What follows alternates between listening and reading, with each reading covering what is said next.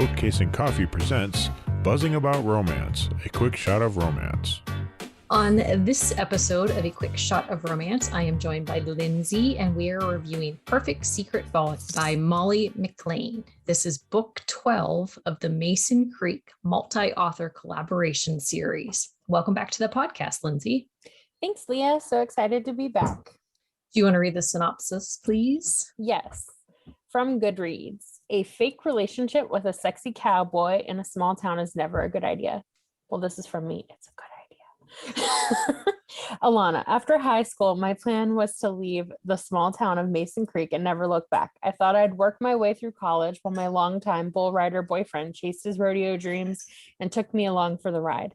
My own dreams of becoming his publicist and living the high life together on the ABR circuit were crushed when it became clear that my 8 seconds was up. The buckle bunnies were suddenly more appealing than the girl with her nose buried in the books. I've sworn off men, especially cowboys and bull riders. That is until I walk in on one in my shower, naked, wet, and built like he could break my heart and my bed. Holden. The rodeo has been my whole world, and all it took was one false accusation to bring it crumbling down.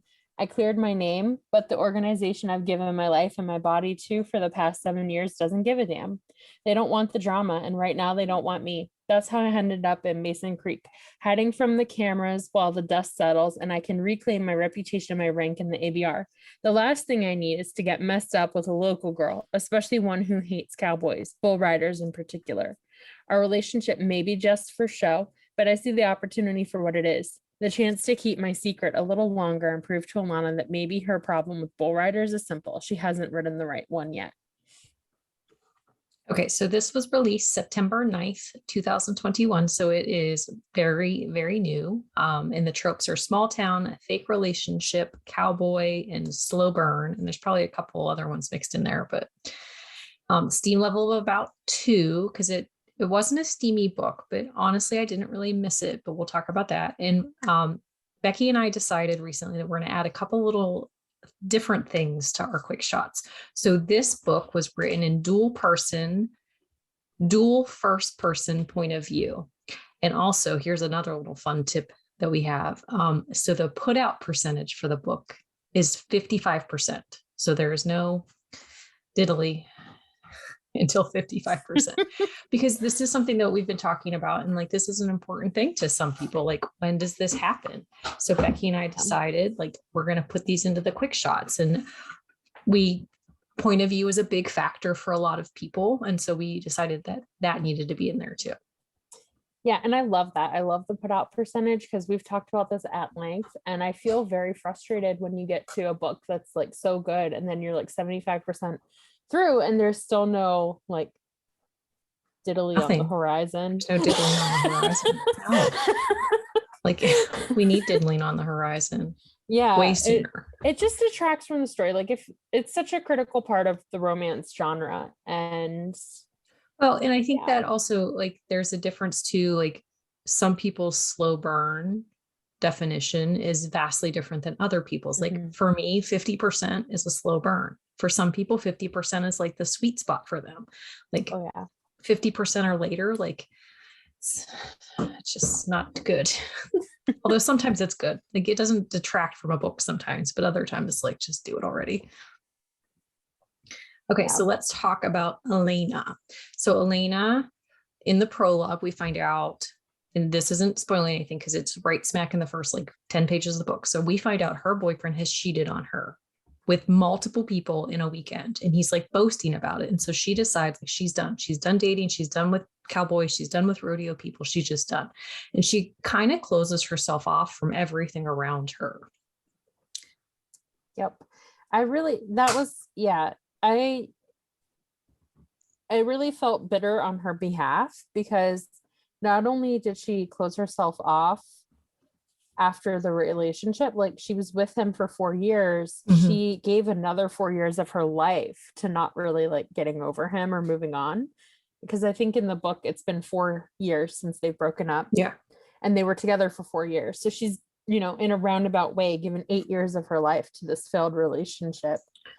Right. And I think part of it too, though, is like, I was frustrated with her because she had like she really didn't have a reason to do it. Like, yes, but at the same time, like I understand because like that relationship was a big part of her identity. Like she was going to school to do PR because of him. Like they were in a relationship. Like she was, after she was done with school, she was going to follow him around the circuit. Like, so pretty much every decision she made for a long time revolved around Cody and his choices. And I was upset for her because like he, whether he was there or not, like guided so much of her life and her choices. And I just wanted to be like, you need to break away and like make these decisions on your own, because like you're the one it's you, it's your life. It's not his. Like he's not there anymore. You haven't talked to him in 4 years. Like he is not a factor anymore.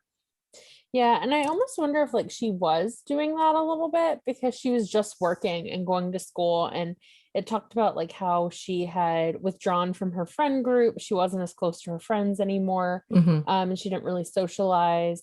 And she really didn't have any life outside of, like she wasn't seeing her parents regularly. She was just so isolated in this phase of her life. It was really interesting. And then like the decision to break out and start a relationship with Holden, that was also really interesting how that worked out. It was. Well, so she works at the market, like the little town, like it's a very small town, and she works at this town market. She's the manager. She pretty much does everything. The owner is older and has been talking about selling. And I felt bad because a lot of her frustrations and stresses like revolved around his decisions with this market. And there were some things that played out towards the end of the book where if he had just been open with her and honest with her, like she would have been a lot more settled sooner. Yep. And I think that was a big thing too. Like she was so in the dark about everything, which you understood like why he made the decisions and all of that. But at the same time, like she was floundering, like when he said he's thinking about getting rid of things. Yeah, that was a huge motivational factor for her. And she did struggle with that a lot. But I do love how that wrapped up. Not going to spoil anything. I do love how that wrapped up because so often authors use the opportunity for like well-off heroes, like whether it's like an athlete or a alpha billionaire romance or whatever it is, they always use the like they do oftentimes create a situation where the hero comes in and swoops in and saves the heroine. And I like that was not the case here. Like he didn't need to. I love that. Like they independently achieve their dreams together. And I loved that. Well, so we'll come back to that. Yeah. So let's talk about Holden just a little bit. So he's a rodeo star that was accused of something that he did not do. And there was well-documented evidence to the fact that he was innocent, but his bosses in the circuit still request that he take a step back because of the fallout of it. And I thought that was so frustrating and I'm using that word a lot in this, but it was just frustrating on his behalf because like he has dedicated his life to this circuit and like gives them everything because this is what he wanted to do like for a long time. And that's how they repay him. It's like, well, we know that you didn't do this. Here's this, and this, showing that you weren't even like in the area, but this is like, you can't be here right now anyway. Yeah. They were both scorned by their true love. They kind of were. Well, and I like how Molly McLain almost gave the market and like the APB circuit like life, and like they were characters in themselves, because the reality of it is like the market was like such a big factor in Alana's life, and like it was such a driving force for her. In the circuit, the APR or ABR circuit, same thing with Holden, it was a driving force for him. And it's like a big part of his identity was tied into like being a rodeo star and being a bull rider, and the fact that neither one of them were fully developed into what their goals. It made a big difference in like how they treated each other and the way they interacted with each other. I agree with that. I loved their relationship. I felt like it was You don't see this done. I don't think you see it done this way very often in romance, but they had such a very mature adult relationship. Like there wasn't a lot of manufactured drama from a lack of emotional intelligence or like making assumptions and then stirring something up that doesn't need to be. It was very laid back. And I think that I would also refer to Holden as like a laid back hero. You don't see heroes like with alpha qualities like that who are that laid back. He was just so go with the flow. Like he has and those it was alpha nice tendencies, but he isn't at the same time. No. And he was just like, he's like the kind of guy you date in real life.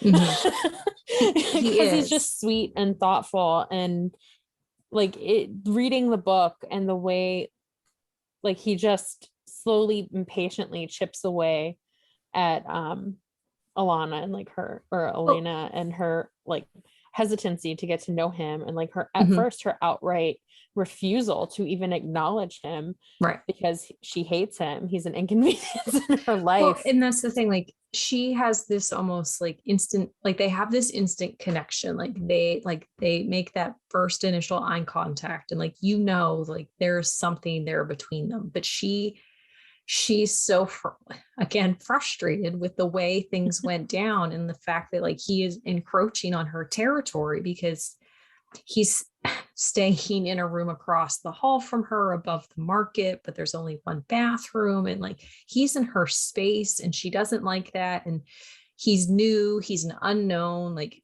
but he does not let that get to him. Like he recognizes, like when they first meet, he recognizes that like she has an attraction to him, but he sees that she has reservations, but he doesn't push. And that's one thing I liked about him too. Like it happens organically. Like there are moments of push and pull between the two of them, but none of it is overt, and none of it is mean, and none of it is pushy in the sense where they do more than they should. Like they push when they need to, but they pull back when they need to. And it goes both ways too, which I thought was nice. Yeah, it reads very much like a real life kind of relationship, and I like that. There's like some kind of element of fairy tale and like the whole rodeo star thing and the bull riding. That's obviously not, not everybody is going to date a bull rider, but the relationship itself between them, it just flowed in such like a natural way that I don't know. I just really love that about the story. I have not read very many books like that. I have not read nearly as many as you, Leah, but I have not read, and especially recently, like with Summer Reading Challenge, and this is the first book that I had picked to read. I did Summer Reading Challenge like a maniac. You did. And I planned like my whole summer out back in like May. So this was the first book that I actually got to pick that wasn't part of summer reading. And I was really excited because I'd never read Molly McLain before. And when we talked about picking this book, I really wanted to pick one of the authors from the readathon because that was so much fun. That was so much fun. And there were so many new to me authors in particular. And when we settled on this book, like just the description of the book, that first line, a fake relationship with a sexy cowboy in a small town is never a good idea. Just you have like, me there. I'm sold. Like I was like, I'm done. I'm reading like this. this will be it. And I'm just so happy that this was like my first non-regimented read in about 3 months. It was what I needed. It was like the perfect book. One thing I really enjoyed about them too, like you're right, like it is, the way it's written is different than a lot of books that we read, because their openness about everything, like the fact that Holden, like he doesn't try to keep anything from her, like he tells her that he's a bull rider, like on his own terms, but he doesn't hide it, like, and he truly listens to what she has to say when she says like she has reservations, when she says like she has what did he call it? A mega Megatron of X's. Megatron of X's, like, and why. Like, she doesn't say who it is or go into specifics of what happened, but like he listens when she says like she has reservations about what he does, and like she has reservations, but at the same time, like she feels such a connection with him that it doesn't matter. Like she is willing to take this chance with him.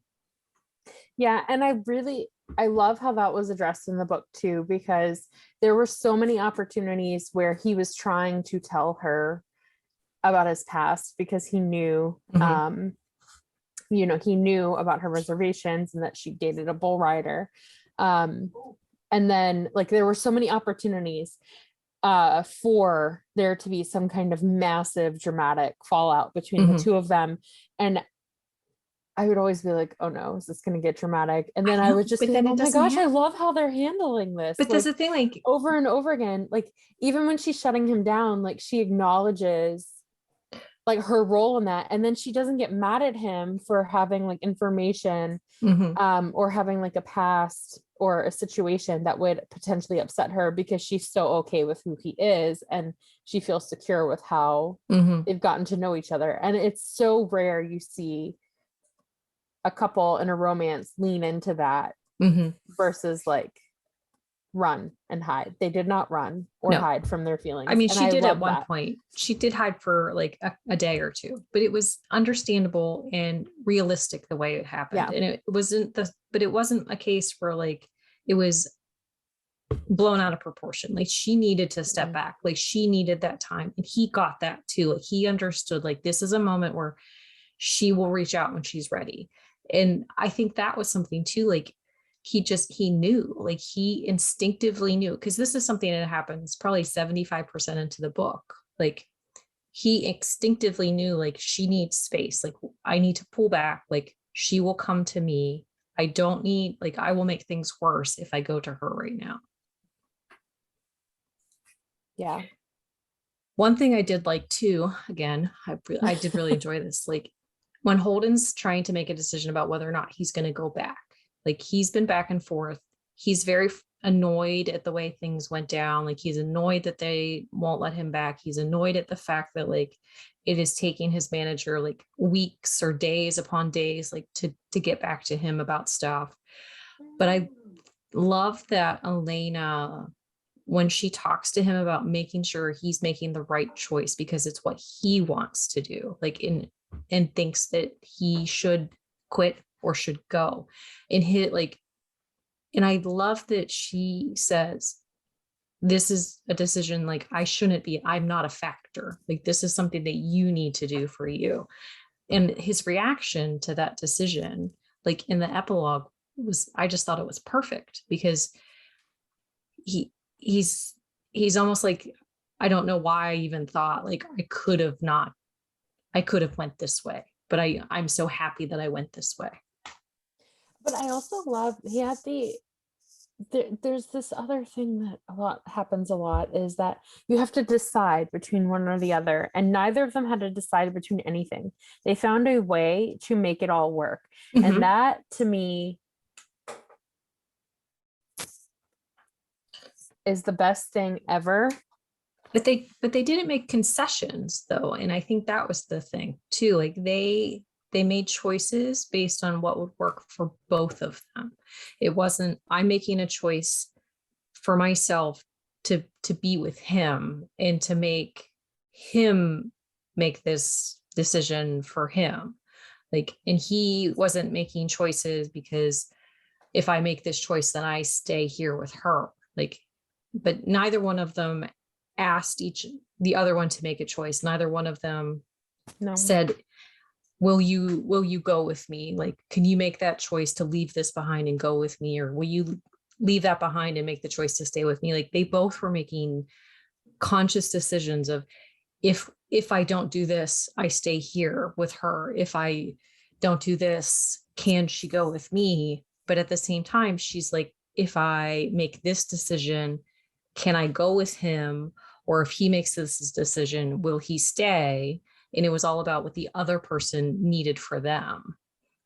Yeah, they both found a way to make concessions to make their relationship a priority, but to also get what they wanted in the end.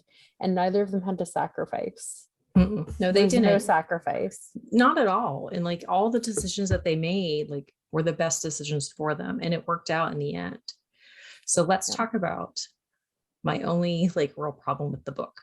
So this whole Cody situation, he came back, he stirred up trouble, and then he kind of disappeared. Like he shows back up for like the rodeo part and then he's gone again.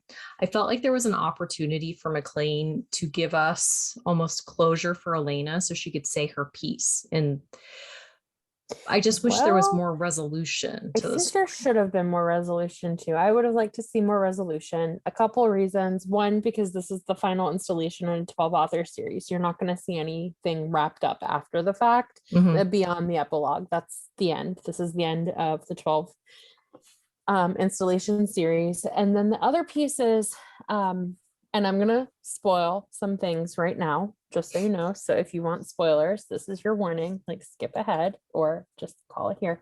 But Corey's not going to be out of her life.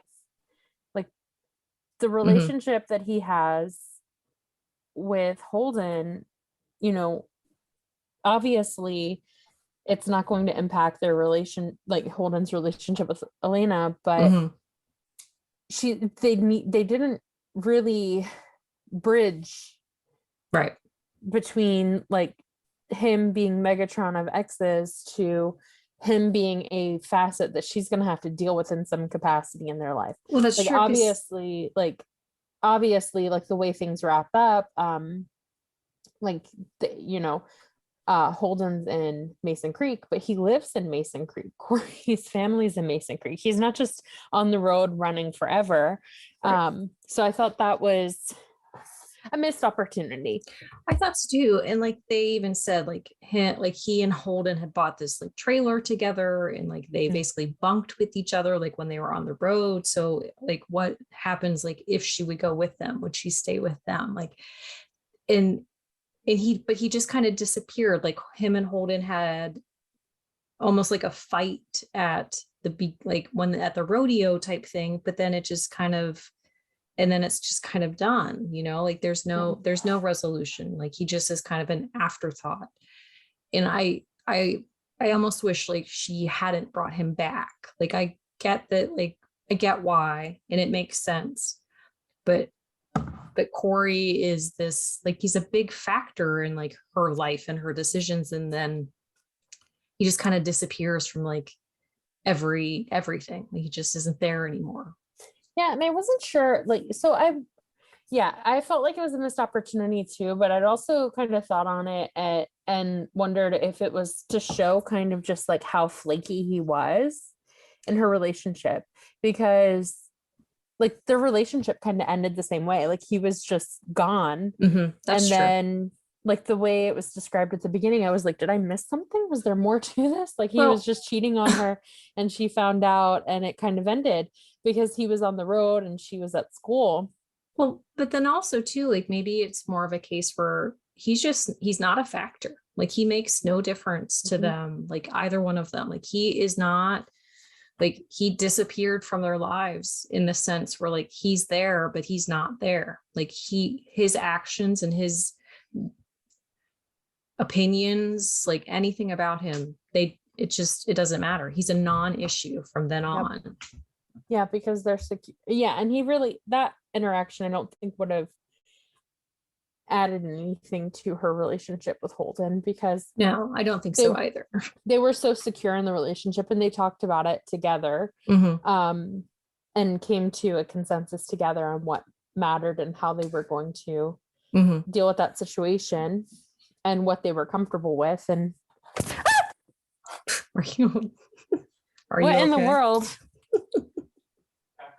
I don't know. Things are attacking okay, you. I don't know. I'm just jumpy, I guess. I don't know. Okay. I felt something like just ran up my leg.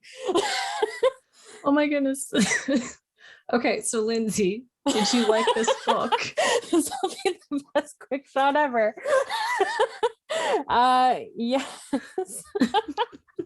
Yes, I love this book. I will definitely be reading more Molly McLain. I already have another book downloaded to my Kindle. I did too. This was also my first Molly McLain book. Like Becky has talked like nonstop about one of her other books that it's on my TBR, but I haven't got to it. But that will be my next read of hers. So who would typically like this book? Anybody who needs like a happy, feel-good book. Mm-hmm. Yes, definitely. And like fans of a cowboy romance, but with low angst. Yeah. Would you recommend this book? Yes. I would also recommend the paperback because it's so pretty. These covers are very pretty. Like the whole collaboration, it's just so pretty. I like the color tones and everything. And it's like that matte book. Oh, I love it. Oh, it's not shiny. I like a matte cover. Mm-hmm. I definitely would recommend this book. It's a quick read, but it is well written with well-rounded characters. Yeah, absolutely fantastic. It was. I can't wait to go back to more Mason Creek to like meet the brother and the best friend and everybody there. Yeah. I'm excited about that too. I was hoping to have read more, but I have not had a chance. I know. Stupid. But I'm very excited life. that we have 11 other books with these characters in them. Mm-hmm. It's going to be so much fun to go back. Well, thank you, Lindsey, for joining me on this quick shot of romance. Thank you. Happy reading, everybody. Find us on Instagram at Buzzing About Romance or on Twitter at Buzzing Romance. If you like the podcast, please leave a review. If you'd like to support us directly, join the Bookcase and Coffee Patreon and receive exclusive content only available to Patreon members. Check out bookcaseandcoffee.com for our on-the-shelf show notes.